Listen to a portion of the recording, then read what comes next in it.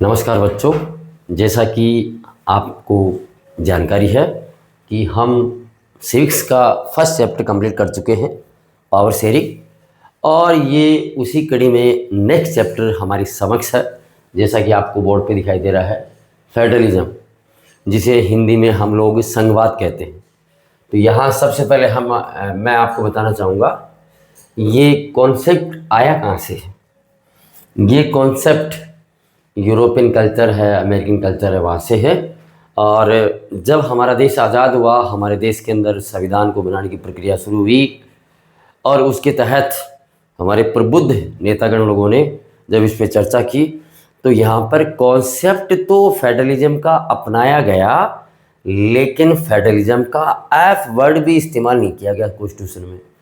तो हमारी कॉन्स्टिट्यूशन की ये सबसे बड़ी बात है कि इसके अंदर फेडरलिज्म का ऐप भी नहीं है, लेकिन इसके जो कॉन्सेप्ट है वो सारे के सारे अंगीकार कर लिए गए, स्वीकार कर लिए गए। तो सबसे पहले मैं आपको बताना चाहूँगा कि इसकी परिभाषा, डेफिनेशन क्या है। आप देखिए इधर, हम यहाँ पर आपके समक्ष ये जो परिभाषा है उसको हम क्लियर करेंगे। आपके समक्ष ये जो फेडरलिज्म की परिभाषा वो लिखी हुई है। Federalism is a system of government. यह एक व्यवस्था है सरकार के द्वारा, फेडरलिज्म, इन विच, जिसके अंदर पावर इज डिवाइडेड। वो जो सत्ता की जो पावर होती है, शक्ति होती है सत्ता की, उसको बांट दिया जाता है। सेंट्रल अथॉरिटी, यहाँ सेंट्रल अथॉरिटी का मतलब हो गया केंद्रीय सरकार, भारत सरकार, and various constituent units of the country. ये constituent units of the country है। ये हमारे भारत के संदर्भ में यदि हम इसको देखें तो यहाँ राज्य सरकारें हैं, यहाँ केंद्र शासित प्रदेश है, और इसके अलावा कहीं और भी कोई कॉन्सेप्ट है वो भी इसमें शामिल है, जो कि सेंट्रल गवर्नमेंट के अधीन है। तो ये मैंने आपको परिभाषा आपके समक्ष है। मैं यहाँ पर आपके समक्ष इसको एक बार लिखना चाहूँगा ताकि देखें फेडरलिज्म, ताकि आप इसको अच्छी तरह समझ आए। आप is a system of government, is a system of government. यह सरकार की तरफ से एक व्यवस्था होती है, in which the power is, in which the power is divided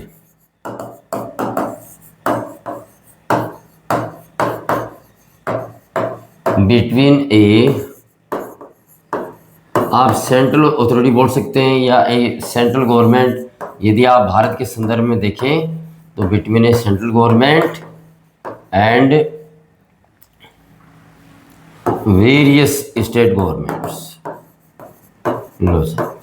state governments. ये भारत के संदर्भ में थोड़ा सा मैंने इसमें चेंज करके परिभाषा आपके समक्ष बना दी है। फेडरलिज्म एक सरकार की एक प्रकार की व्यवस्था है जिसमें पावर को दो भागों में बांट दिया जाता है, सेंट्रल गवर्नमेंट और अलग अलग जो स्टेट गवर्नमेंट है उनके मध्य। तो यहाँ देखिए इसमें और आगे क्या लिखा हुआ है, फेडरलिज्म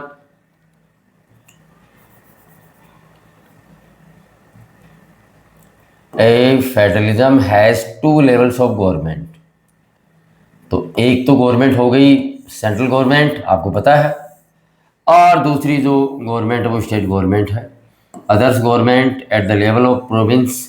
भाई यूरोपियन कंट्रीज में उनको इनको प्रोविंसेस बोलते हैं और हमारे इसको स्टेट्स बोलते हैं।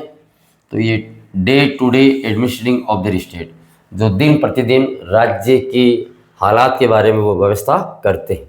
देखिए अब बोथ जो गवर्नमेंट्स हैं वो अपनी पावर सेपरेट इंजॉय कर रहे हैं अपने एरिया में, अपनी सत्ता के द्वारा। राज्य सरकार है, केंद्र सरकार है, वो अपने पावर का इस्तेमाल कर रही है अकॉर्डिंग टू इंडियन कॉन्स्टिट्यूशन। यदि हम भारतीय संविधान की बात करें तो हम इंडियन, यदि हम इस जो ये अपना एरिया है, इंडियन जो लैंड है उसकी बात करें तो इंडिया की, तो ये चीज़ें हमारे सामने आ रही है। फेडरलिज्म कहाँ कहाँ है ऑल इंडिया में, सॉरी ऑल वर्ल्ड में, तो आपके सामने रशिया में भी है, Canada, America, Brazil, Nigeria, Ethiopia, India, Pakistan, Australia, ये ऑस्ट्रिया, बेल्जियम, स्पेन, यूके, सब आपको पूरा देश का हिसाब से। यूके में थोड़ा सा मैं ये बोलना चाहूँगा, यहाँ पर हमारे यहाँ प्रेसिडेंट हैं और वहाँ प्रेसिडेंट की जगह नॉमिनल वहाँ किंग है, बस इतना ही अंतर है। अब इसमें आगे देखिए, ये आपके सामने क्लियर हो गया। इसको हम मिटाना चाहें तो ये लो, इधर वाला हमने साफ कर दिया। अब इसमें ये आपके सामने इसकी जो परिभाषा है वो क्लियर हो चुकी है। ये आपको मैं बता चुका हूँ कि हमारे यहाँ पर फेडरलिज्म का ऐप भी नहीं है, तो फिर है क्या फिर? देखो भाई, हमारे यहाँ फेडरलिज्म का ऐप भी नहीं है, तो सबसे पहले जो अपना है तो वो है इसके अगला जो टॉपिक हमारे समक्ष आ रहा है, जिसको मैं क्लियर करना चाहूँगा, तो वह फंक्शन ऑफ द फेडरलिज्म। ये रहा आपको, या फीचर्स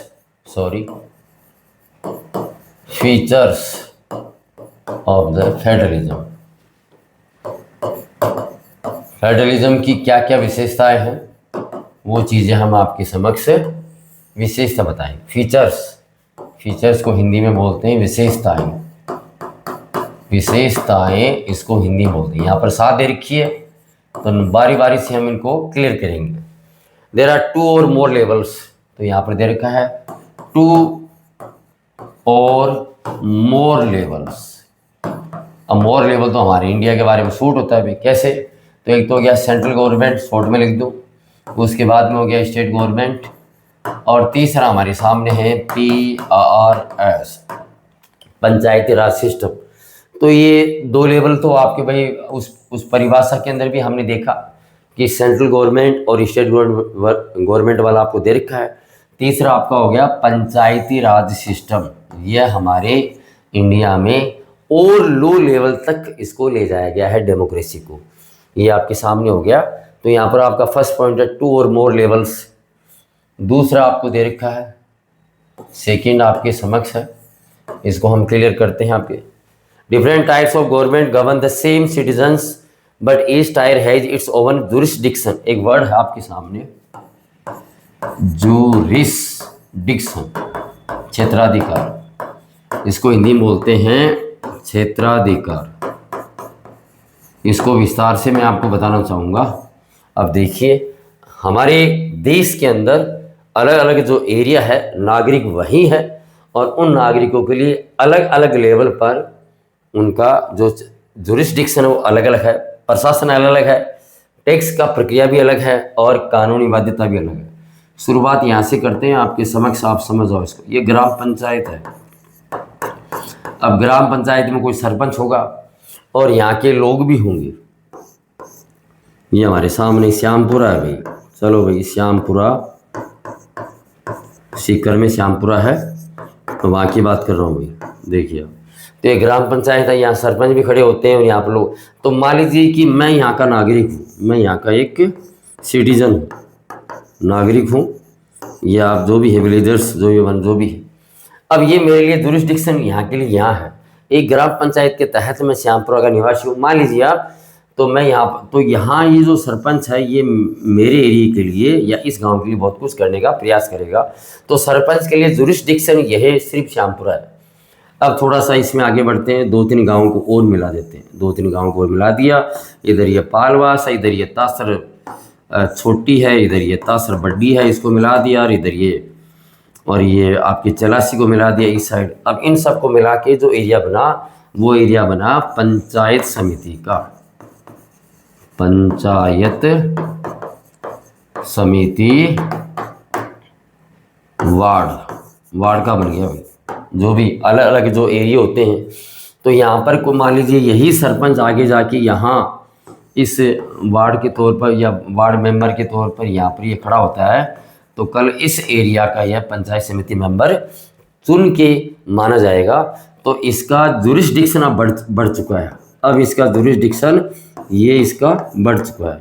तो इसका क्षेत्राधिकार वही हो चुका है। मुझे वोट देने जाना पड़ेगा। यदि मैं यहाँ का नागरिक हूँ या इस गांव का एक नागरिक हूँ तो मुझे यहाँ पर, तो मैं यहीं से वोट दूंगा। पंचायत समिति मेंबर के लिए भी मैं यहीं से वोट दूंगा और ग्राम पंचायत के लिए भी यहीं से वोट दूंगा। हमारे राजस्थान में अक्टूबर नवंबर के लगभग चुनाव होने वाले हैं, तो वो प्रैक्टिकली आप उस वक्त आप देख सकते हो। अब इसके और आगे की बात करते हैं। 2-3 गांव और मिला दिए, इसके 2-3 गांव और इसके अंदर मिला दिए गए और भी पास की है। चलो आगे और भी देखते हैं। उसी और छोटी है, इसके अलावा 2-3 गांव और भी इधर कांवरपुरा है। ऐसे ये 2-3 गांव इसमें मिला दिए गए। अब इनको मिलाने से जो जुरिस्डिक्शन बना वो बना जिला परिषद मेंबर का, जिला परिषद मेंबर का जुरिस्डिक्शन बन गया। अब यही सरपंच है, सरपंच आगे चल के पंचायत समिति मेंबर बना और यही आगे चल के जब जिला परिषद मेंबर, यहाँ पर ही कम से कम 9-10 गांव है, यहाँ से ये चुनाव जीत जाएगा तो इसका जुरिस्डिक्शन ये बढ़ जाएगा इसका। मुझे फिर वापस वोट देने जाना पड़ेगा, तो मैं वहीं उसी सरकारी स्कूल में वोट देने जाऊँगा और जिला परिषद मेंबर के तौर पर उसको वोट दूंगा मैं, जो पहले मेरे गाँव का सरपंच था। तो धीरे धीरे जुरिस्डिक्शन बढ़ रहा है। इसके और आगे की बात करते हैं, इसके और आगे की बात करते हैं तो बहुत सारे ऐसे एरिए हैं और ये सीकर को शामिल कर लिया गया है, सीकर को शामिल कर लिया गया है। तो ये लेजिस्लेटिव असेंबली है, सॉरी लेजिस्लेटिव, या इसको आप कॉन्स्टिट्यूएंसी, कॉन्स्टिट्यूएंसी ये अपनी ये कहेंगे विधानसभा, एक प्रकार से अपन इसको कहें कि विधानसभा सीट, एक प्रकार से ये विधानसभा सीट है सीकर वाली। और मान लीजिए यही सरपंच साहब आगे जाके इस सीकर वाले एरिया में खड़े होते हैं, सीकर शहर भी इसमें शामिल हो गया। तो बच्चों अब जुरिस्डिक्शन बड़ा हो चुका है, ये जुरिस्डिक्शन बड़ा हो चुका है भाई, आपके सामने भाई। ये तो भाई जो सरपंच साहब है पहले पंचायत समिति मेंबर बने, फिर जिला परिषद मेंबर बने, उसके बाद में सीकर में एमएलए का चुनाव लड़ लिया। यहाँ से जो चुनाव जीतते हैं उनको बोलते हैं मेंबर ऑफ लेजिस्लेटिव असेंबली, लो साहब MLA। मान लीजिए आगे जाके ये एमएलए बन गए भाई। तो मैंने यहाँ पर आपको ये बताना चाहा, ये जो जुरिस्डिक्शन जो वर्ड है ये हो गया क्षेत्राधिकार। आप कौन से लेवल पर खड़े होते हो और वहाँ पर चुनाव लड़के आप जीतते हो, तो सरपंच का जुरिस्डिक्शन अलग है, पंचायत समिति जो वार्ड मेंबर है इसका जुरिस्डिक्शन अलग है, जिला परिषद मेंबर का जुरिस्डिक्शन अलग है और जो एमएलए चुन के जीता गया उसका जुरिस्डिक्शन अलग है। इस प्रकार से ये दायरा बढ़ता जाता है और लास्ट में ये दायरा कहाँ तक पहुँचता है, हमारी सेंट्रल गवर्नमेंट है, लोकसभा राज्यसभा, वहाँ पर ये दायरा ये वहाँ तक पहुँचता है। इस प्रकार से आपने नोट किया कि और उनमें बहुमत से जो जीता हुआ व्यक्ति होता है उसे हम हमारे देश का प्रधानमंत्री चुनते हैं, प्राइम मिनिस्टर चुनते हैं। इस प्रकार से पूरे देश का जुरिस्डिक्शन का जो पावर है वो प्राइम मिनिस्टर के पास होती है। ये सेकंड पॉइंट मैंने आपके सामने क्लियर कर दिया, 2 बार मैं रिपीट कर चुका हूं। अब इसमें आगे देखते हैं। चलो अब इसमें आप देखते हैं number 3, the jurisdiction of the respective, number 3 देखते हैं। नंबर 3 आपके समक्ष है, the jurisdiction of the respective level और tier of government are specified in the constitution. ये यहाँ पर ये बता रखा है कि हमारे संविधान में साफ साफ लिखा हुआ है, ग्राम पंचायत का जो जुरिस्डिक्शन वो अलग होगा, पंचायत समिति मेंबर का अलग होगा, जिला परिषद का अलग होगा, एमएलए का अलग होगा और उसके अलावा जो MP है मेंबर ऑफ पार्लियामेंट उनका जुरिस्डिक्शन अलग होगा। सो द एग्जिस्टेंस, देखिए इसमें आप, so the existence and authority of each tyre of government is constitutionally guaranteed. ये दे रखा है कि वो जो जुरिस्डिक्शन है तो वो क्या है, वो लिखा हुआ आपके कॉन्स्टिट्यूशनली गारंटेड है भाई, आपके सामने लिखा हुआ है ये गारंटेड है। लो भाई संविधान में ये लिखा हुआ है आपका जुरिस्डिक्शन ये होगा, ये आपका जुरिस्डिक्शन होगा। ये आपका नंबर 3 पॉइंट जुरिस्डिक्शन का पूरा दे रखा है। इसके अलावा हम आगे बात करते हैं, नंबर 4 की बात करते हैं। The fundamental provision of the constitution can not be unilaterally change by one level of government. Fundamental provisions यहाँ देखिए आप, हमारी संविधान में जो मूलभूत चीज़ें लिखी हुई है, संविधान को बनाने, फंडामेंटल प्रोविजंस, हमारे संविधान को बनाने वाले लोगों को ये पता था कि आगे चल के लोग किस प्रकार के आएंगे। उन्हें पता था ये लोग बदमाशी कर सकते हैं, संविधान को बदल सकते हैं, इसमें बहुत कुछ उठापड़ा कर सकते हैं, अपनी निजी सोच को, अपनी प्राइवेट सोच को इस पर लागू कर सकते हैं। तो उन्होंने इस प्रकार का सिस्टम बनाया जिसमें एक लोकसभा, एक राज्यसभा, एक लोकसभा है, एक राज्यसभा है, और वो संविधान के अंदर बाकायदा वो लिख के चले गए कि ये जो प्रावधान है मूलभूत, ये जो हमारे संविधान के जो मूलभूत प्रावधान है उनके लिए लोकसभा में इतने सदस्यों की का बहुमत चाहिए और राज्यसभा में इतने सदस्यों का बहुमत चाहिए, तभी तो इसमें कुछ बदलाव होगा, अन्यथा इस संविधान में बदलाव नहीं होगा। तो वो जो फंडामेंटल प्रोविज़न है वो साफ साफ देर का था। तो ये इसमें आपके लिखा हुआ यूनिलेटरल मतलब यूनिलेटरली हो गया, एकल, ये एकल है, अलग हो गया, और ये भी एकल है। तो ऐसे नहीं कि बस ये लोकसभा है तो लोकसभा में आपने प्रस्ताव पारित करवा लिया और लो साहब इसको बदल दिया, नहीं कर सकते आप। या आपने राज्यसभा में ये प्रस्ताव पारित करवा दिया और इसको आपने बदल दिया, ऐसा नहीं कर सकते। ऐसे बहुत से प्रावधान हैं। आपने एक नारा सुना होगा, अब की बार 400 पार। इस बार के लोकसभा के चुनाव में आपने देखा होगा वो 400 पार क्या था। वर्तमान की सरकार जैसी भी है, जो जिनकी भी गवर्नमेंट है, वो क्या सोच लेके काम कर रही है। हम तो भाई देश के नागरिक है, तो हम तो भाई जैसे भी है हमें सचेत रहना चाहिए इस मामले में, सकारात्मक और नकारात्मक दोनों चीज़ें। जो भी अच्छा होता है तो देश के लिए अच्छा है, बुरा होगा तो देश के लिए बुरा है, इसलिए हम सचेत रहें हमेशा। तो उन्होंने एक नारा दिया था कि अब की बार 400 पार। वो नारा इसलिए दिया था, ऐसे बहुत से फंडामेंटल प्रोविज़न है जिनके लिए लोकसभा के अंदर 400 पार संख्या होनी चाहिए, तभी वो बदलाव हो सकता है। राज्यसभा के अंदर भी कम से कम आपका बहुत ज़्यादा मैक्सिमम जो परसेंटेज है वो मैक्सिमम होना चाहिए, बात ये, तभी हम उसमें कुछ बदलाव कर सकते हैं, मूलभूत बदलाव कर सकते हैं। लेकिन वो 400 पार हुआ नहीं, मामला वो पहले वाली सीट थी वो थोड़ी नीचे आ गई, उसकी वजह से इनको विचार बदलना पड़ा। ये चीज़ें आपके सामने हैं। अब इसमें देखो आप, कंसंट एक शब्द इसमें दे रखा बाकायदा सा, कंसंट हो गया सहमति, आपके बुक में दे रखा है कंसंट दे रखा है सहमति। अब ये सहमति चाहिए, और बिना सहमति के, अब हिंदी मेरे को इतनी नहीं आती लेकिन फिर भी मैं लिखा है सहमति, बिना सहमति के आप इन ये जो प्रोपोजल इनको आप चेंज नहीं कर सकते। अब देखो इसको मैं मिटा के नेक्स्ट करते हैं हम इसमें। अब इसमें आप आगे देखिए, आप नंबर 5 की बात है। Courts have the power to interpret the constitution and the power of different levels of government. The highest court acts as an umpire if disputes arise between different levels of government in the exercise of their respective powers. तो आपको बता भाई, supreme court है, जो supreme court है उसके पास supreme power है भाई, उसके पास सुप्रीम पावर है। तो सुप्रीम पावर किस बात की है? हमारे कॉन्स्टिट्यूशन में क्या लिखा हुआ है, हमारे कॉन्स्टिट्यूशन में क्या लिखा हुआ है, उसका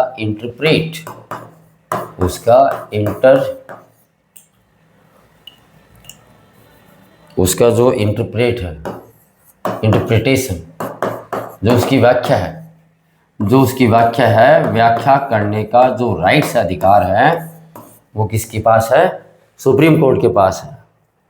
मान लो कहीं भी कोई दिक्कत हो रही है, अब उसमें वो ये अंतिम जो निर्णय है, फाइनल डिसीजन है, जो फाइनल पावर है वो सुप्रीम कोर्ट के पास है कि भाई आपने जो कानून बनाया है वो अकॉर्डिंग टू कॉन्स्टिट्यूशन, संविधान के तहत जायज़ है या नाजायज़ है, इसको डिसाइड करने का हक सुप्रीम कोर्ट के पास है, जो हमारे संविधान में लिखा हुआ है।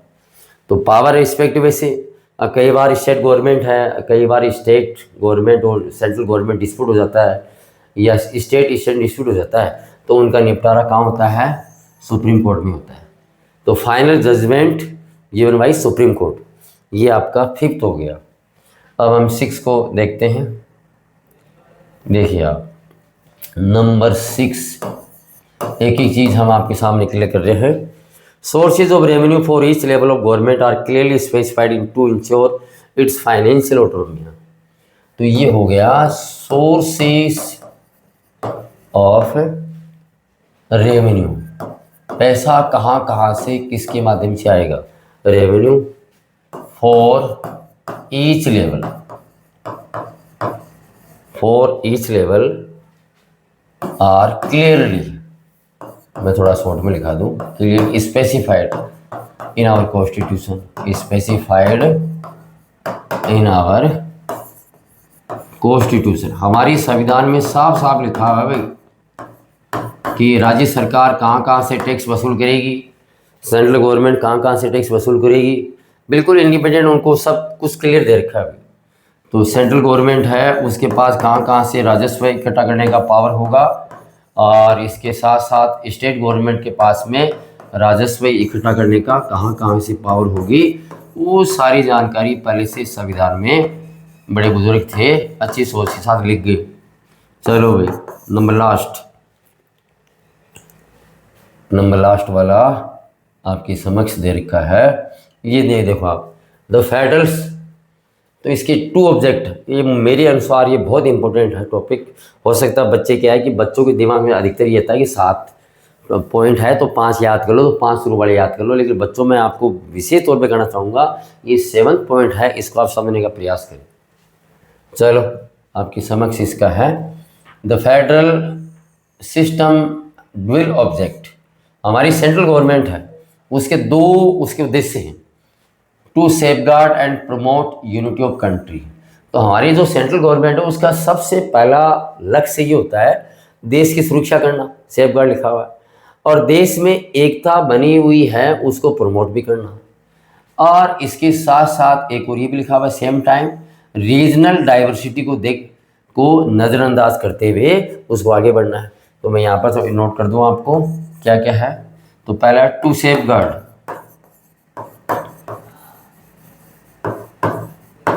आवर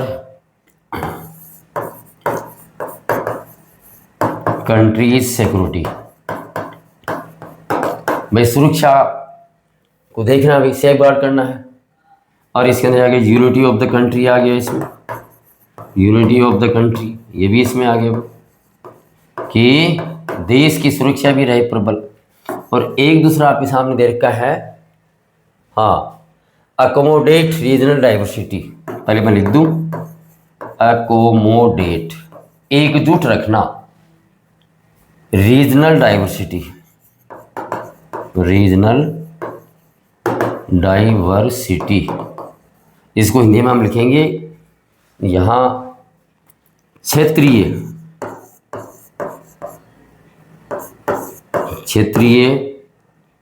विविधता के साथ एकता के साथ एक। लो भाई, हमें पता है भाई हमारी साउथ इंडिया में जो राज्य हैं वहाँ के लोग कैसे हैं, वहाँ की व्यवस्था कैसे चलाते हैं। नॉर्थ इंडिया का सबको पता ही है, और पूर्वी राज्यों की बात करते हैं उनका तो थोड़ा अलग ही सिस्टम है।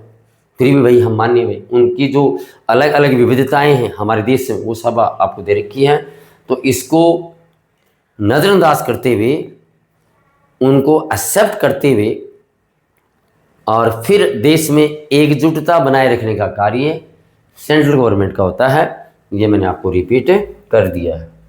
अब इस पेज पर और एक और जानकारी है, वो मैं आपके सामने क्लियर करना चाहूँगा। पहले हम इसको पढ़ लेते हैं। ये फीचर्स ऑफ फेडरलिज्म आपके सामने हो चुका है।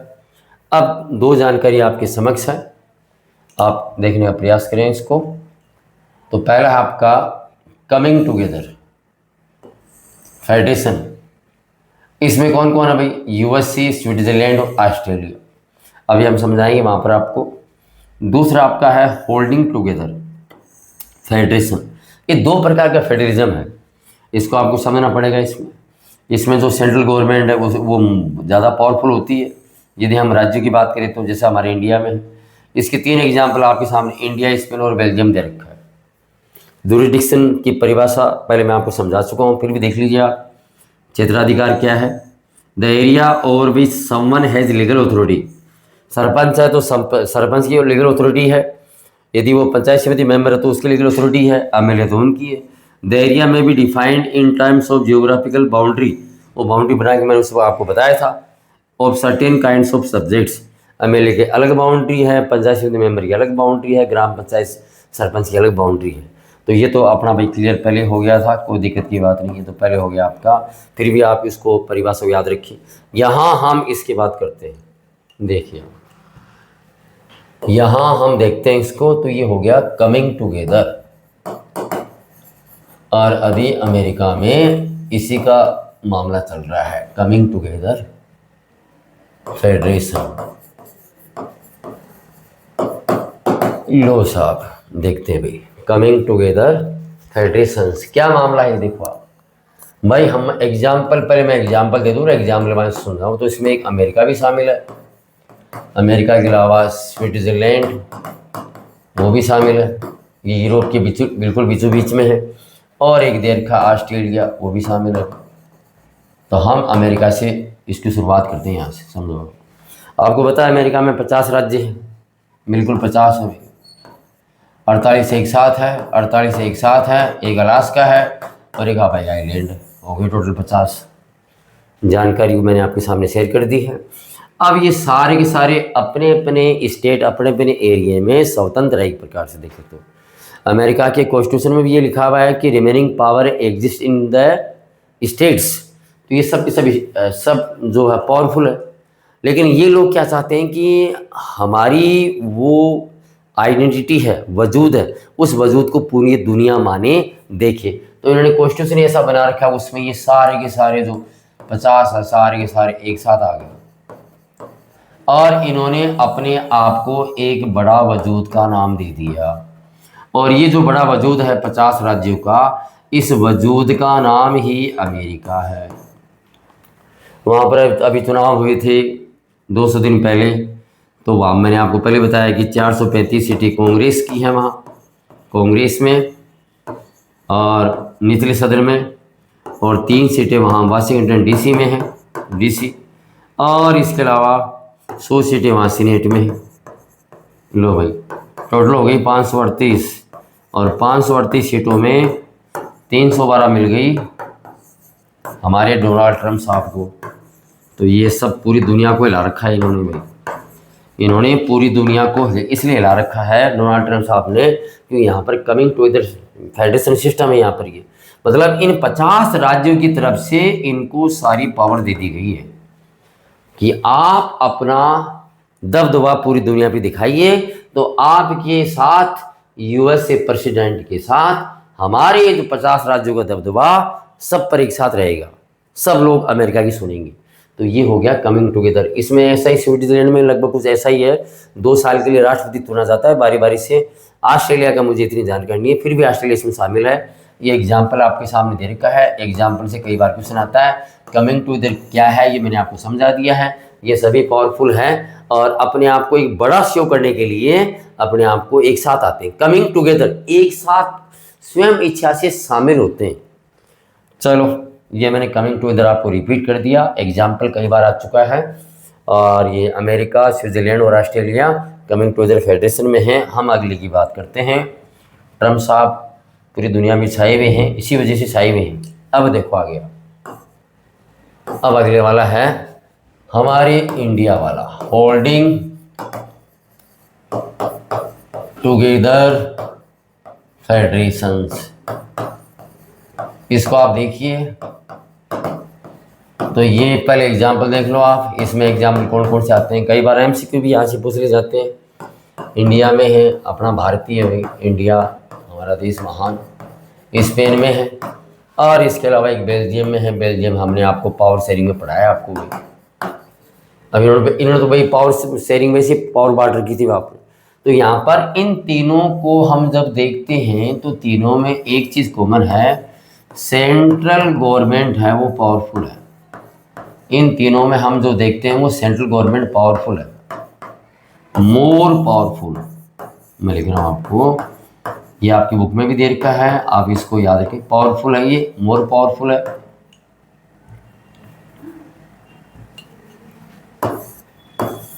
देखिए आप, और इन्होंने अपनी कुछ पावर दे रखी है, यहाँ पे साफ साफ लिखा हुआ है the central government tend to be more powerful वाइस द विच द स्टेट्स, और इन्होंने अपनी power some power given to some powers given to states to regulate the good condition of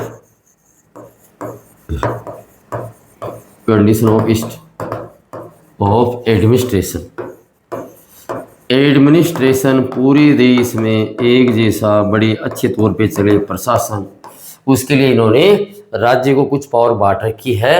लेकिन आपको बता दूं सेंट्रल गवर्नमेंट है, यहाँ हमारे कॉन्स्टिट्यूशन में लिखा हुआ और इनके बाकी दो में स्पेन बेल्जियम के कॉन्स्टिट्यूशन में लिखा हुआ कि जो सेंट्रल गवर्नमेंट है वो बिल्कुल बहुत ज़्यादा पावरफुल होगी स्टेट गवर्नमेंट की बजाय, और बाकी पावर्स इनको स्टेट गवर्नमेंट को दे रखी है।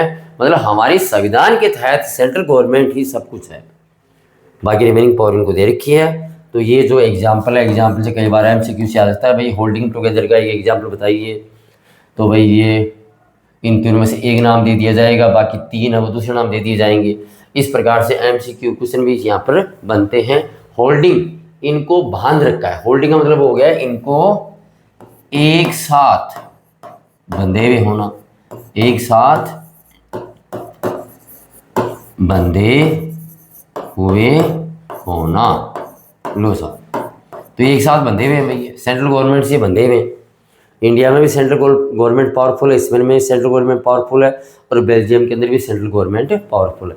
इस प्रकार से बच्चों आपने देखा कि हम इस चैप्टर को शुरुआत कर चुके हैं, और शुरुआत में जो टॉपिक हमारे समक्ष है उनको हमने आपके सामने क्लियर करने का प्रयास किया। मुझे उम्मीद है इसी प्रकार से आप लगातार इन वीडियोज़ को देखते रहेंगे और अपने आप को लाभान्वित करते रहेंगे। Thank you, have a nice day, जय श्री राम।